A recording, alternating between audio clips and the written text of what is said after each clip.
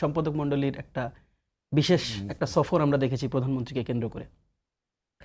প্রধানমন্ত্রীর কাছে মানে তারা যে কাজে গিয়েছেন, এই কাজটি কমপ্লিটলি বাংলাদেশের আইন বিরোধী, জুডিশিয়ারি।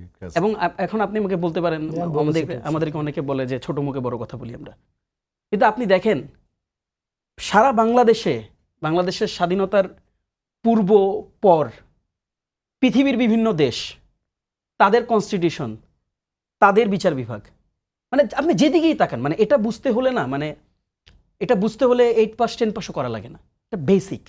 সেটা হচ্ছে জুডিশিয়ারি একটা ইন্ডিপেন্ডেন্ট জায়গা, জুডিশিয়ারি কমপ্লিটলি একটা ইন্ডিপেন্ডেন্ট জায়গা। এবং সেখানে আপনি প্রধানমন্ত্রীর কাছে গেলেন, আপনি প্রধানমন্ত্রীর কাছে গিয়ে আপনি একটা বড় তালিকা নিয়ে গিয়ে আপনি বেশ কিছু কথা বললেন।